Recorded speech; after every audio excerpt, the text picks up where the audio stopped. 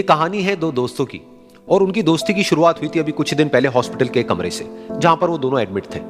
तो दोनों में से जो एक था उसको अभी कुछ दिन पहले एक पैरालिसिस का अटैक आया था, जिसकी वजह से गर्दन के नीचे की उसकी पूरी बॉडी पैरालाइज हो गई थी और वो अपनी एक उंगली तक नहीं हिला सकता था। और पूरे दिन जो भी नर्स उसके पास में आती वो उसको एक ही बात कहता कि मुझे कोई ऐसा इंजेक्शन दे दो जिससे कि मैं मर जाऊं, अब मैं और जीना नहीं चाहता, ऐसी जिंदगी का मैं क्या करूंगा। तो उसका जो दोस्त था उस कमरे में, क्योंकि वो चल फिर सकता था, तो रोज सुबह और रोज शाम को उस कमरे में एक खिड़की थी, उसके पास में जाकर के खड़ा हो जाता और अपने दोस्त को बताता कि उस खिड़की के बाहर क्या चल रहा है। बिल्कुल नीला आसमान है, सफेद बादल है, हल्की हल्की हवा चल रही है और कुछ पंछी उड़ रहे हैं। एक बहुत ही सुंदर बीच है जहां पर कुछ बच्चे मिट्टी के घरौंदे बना रहे हैं। कुछ लोग हैं जो वहां पर बैठे हुए बस समुद्र की लहरों को देख रहे हैं। कुछ लोग जॉगिंग कर रहे हैं, कोई एक्सरसाइज कर रहा है, कोई पतंग उड़ा रहा है।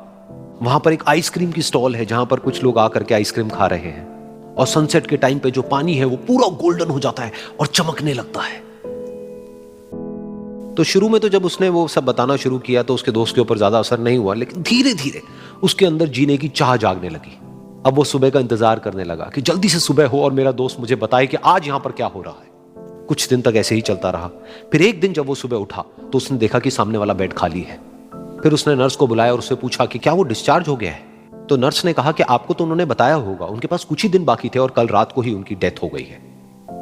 ये सुन करके उसके अंदर की उम्मीद पूरी तरह से टूट गई, क्योंकि सिर्फ उसका दोस्त ही था जिसने उसको बाहर की दुनिया से जोड़ा हुआ था, जिसकी वजह से वो जान पाता था कि बाहर क्या हो रहा है और ये दुनिया कितनी खूबसूरत है। तो कुछ दिन तक तो वो रोता रहा और उसने जीने की चाह छोड़ दी। लेकिन दूसरी ही तरफ से उसके अंदर कहीं ना कहीं एक नई चाह पैदा हुई कि काश मरने से पहले एक बार मैं खुद अपनी आंखों से देखूं इस खिड़की के बाहर कि ये दुनिया कैसी है। जैसे जैसे उसकी ये चाह बढ़ने लगी, उसको अपने अंदर एक अजीब सी एनर्जी महसूस होने लगी।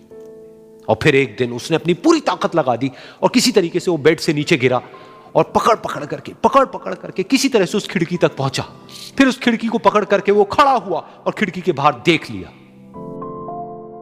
लेकिन खिड़की के बाहर देखते ही वो गुस्से से भर गया। उसने जोर से नर्स को आवाज लगाई और जैसे ही नर्स आई उसने नर्स से पूछा, ये तुमने क्या किया, ये खिड़की के बाहर काली दीवार क्यों खड़ी कर दी।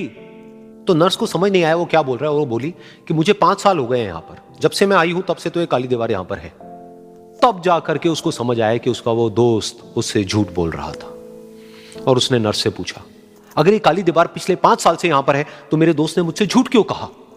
तो नर्स थोड़ा सा मुस्कुराई और बोली कि मैं ये तो नहीं जानती कि उन्होंने आपसे झूठ क्यों कहा, लेकिन मैं इतना जरूर जानती हूं कि जो भी कुछ उन्होंने आपसे कहा उसी वजह से आप अभी अपने पैरों पर खड़े हैं।